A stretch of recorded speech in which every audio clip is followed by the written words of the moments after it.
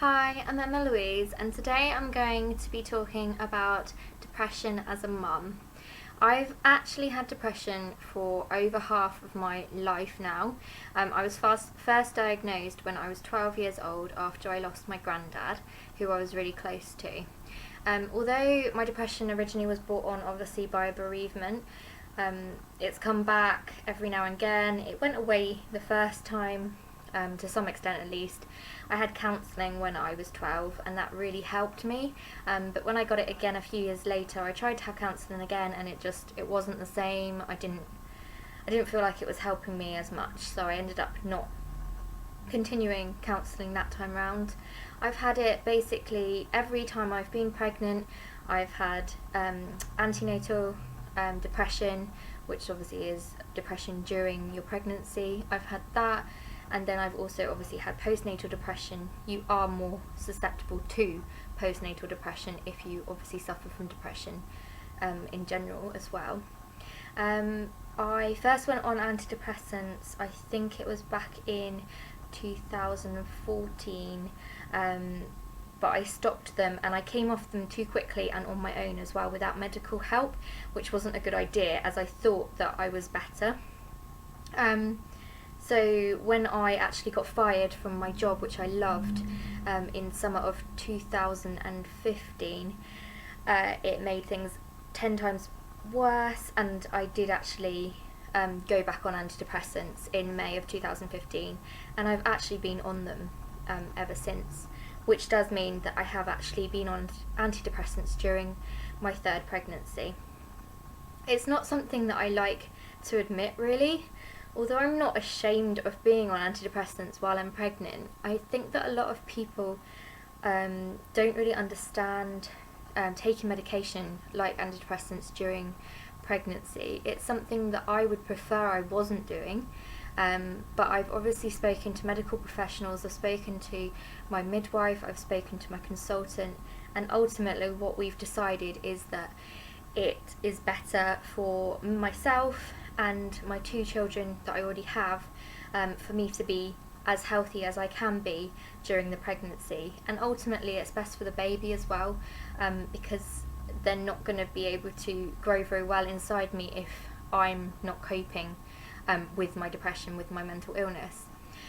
So what happened was I was on 30 milligrams of my antidepressants, which are citalopram, which is one of the nicer forms of the antidepressants. It's one of the most safe to use during pregnancy.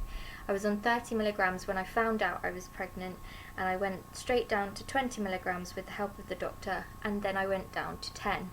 The initial plan was to come off them completely, but that just hasn't happened. I've just had quite a few low days, and again, ultimately discussing with my medical team, we've decided that it is best for me to stay on the 10 milligrams of my antidepressants. So having depression as a mum is fairly difficult. Obviously I want to be the best mum I can be to my children, and I know that at the moment that means taking my antidepressants, which do help to stabilise the way I feel. I don't feel like I will always have depression in the sense that I will always be depressed, but I do feel that it's something that is going to be with me for my life.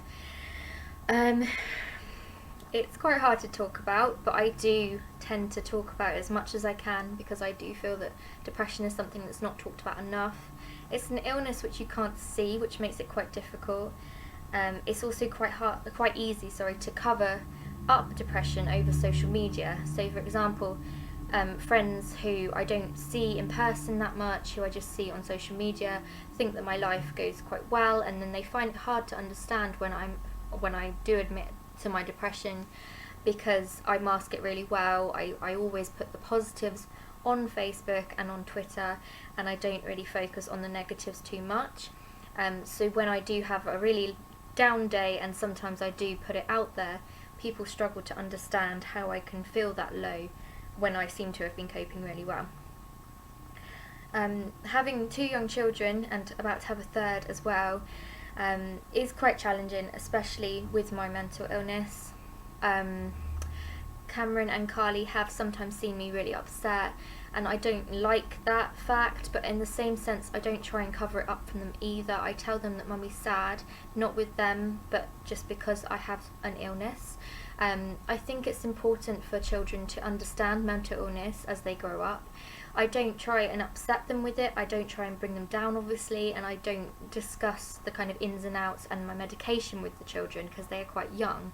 But I also don't completely hide the fact that I'm not well, in the sense that I do take medicine at the moment, and I do take that medicine to make me feel better.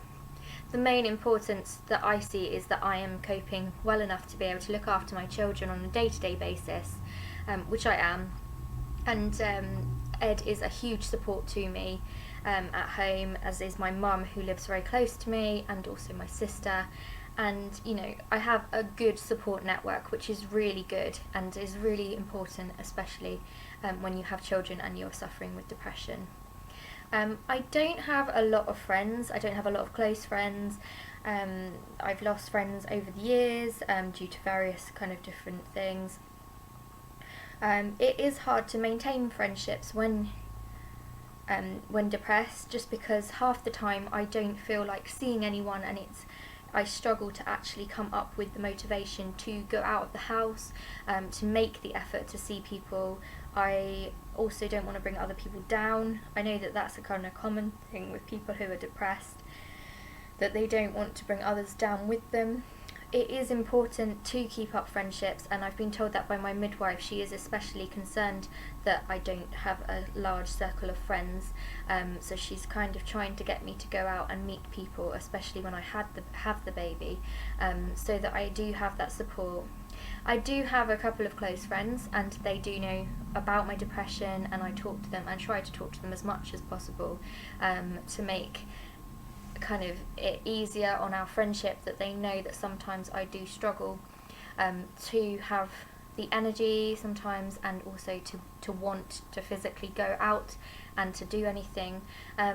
It's nice just to have somebody there who I can talk to on the other end of the phone, or even just to text or message on Facebook, and just, you know, so I know that there's somebody there who I can talk to.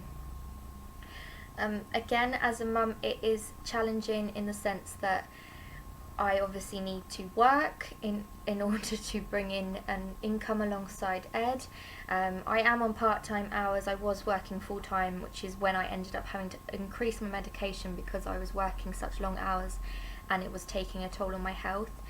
So I am currently working part-time hours, and although I will go on maternity leave, it's likely that I will go back to part-time hours when the baby is about a year old. So like I say, it's hard in that sense that I know that I need to keep up enough income for the children when I do have low days.